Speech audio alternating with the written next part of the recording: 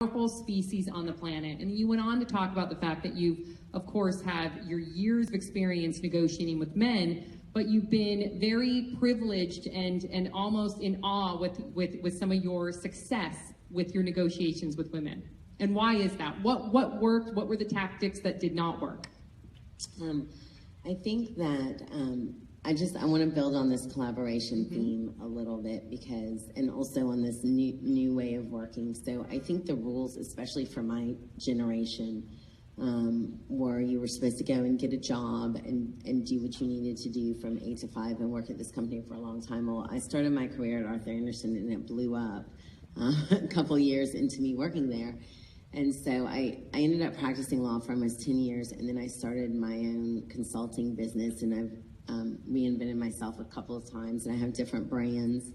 And I found that I was getting most of questioning from my female friends that didn't understand what I was doing and didn't understand why I was getting a manicure at 10 o'clock on a Monday morning. And it took me a long time. It took me a good year and a half to give myself permission to create a way that worked for me, create a way of working that worked for me and worked for my peak times during the day and worked for my schedule, and understanding that I own my own business, so I can work whenever I want.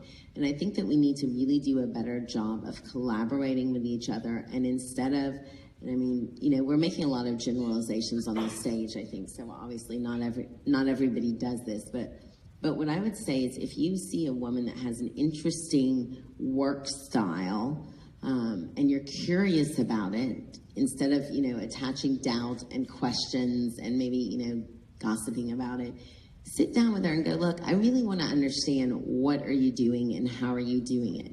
And I learned that when I left, I was at Shell Oil Company, and when I left my position, I got phone calls from other women executives at other oil companies who wanted to have these secret dinners with me to ask me, like, how did you find the courage to leave, and what are you doing now, and why are you walking away from practicing law?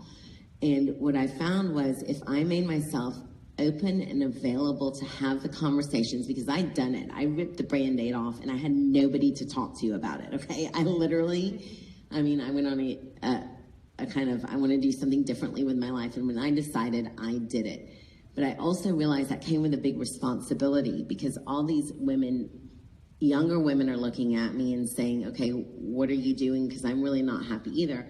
And also older women were looking at me to say, can you explain to us what you did and what was the process and what were the emotions and how did you go through it? So what I think is that for those of us that have figured out things that have worked for us, whether it's raising funding or childcare solutions or different types of building of our brands or anything that's, you know, a little bit quote unquote outside of the box, I do think we have a personal responsibility to make time and space to share and provide, you know, information to those who are curious and want to know about it, and provide that collaborative environment. And what happened for me was I had so many women asking me to go to coffee and dinner. They wanted to talk about how are you doing this different career thing. It's so different than anything else that you've done. And so I actually created a seminar called Reinventing Yourself Professionally, and I was like, you know, these are the things that I did, and I found it was really helpful to people.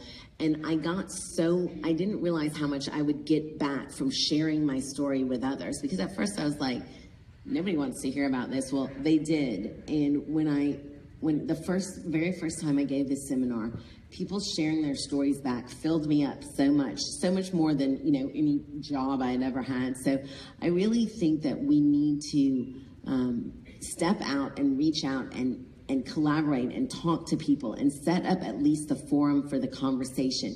And if you're not comfortable, you know, raising your hand in this group, fine, do something one-on-one, or pick up the phone or go on some anonymous, you know, websites and just read information. But I really think we have a responsibility to help each other get educated and learn about different ways of working and ways of doing things, instead of us looking across the aisle and going, well, I couldn't do that, or that wouldn't work for me.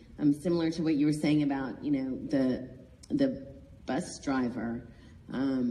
I'm sure there were people that were talking about her, but there were also people that were going, oh, that's really brilliant what she did.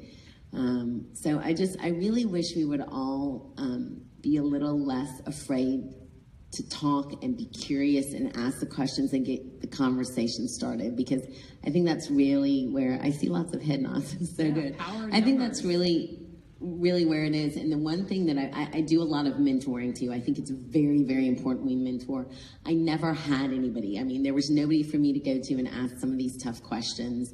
And I found that, you know, sometimes some of the senior women were a little bit not easy to deal with for me. So I figured it out on my own. And now, because I figured it out, I feel a responsibility to teach others how to figure it out. Right. And Liz, you've been a big advocate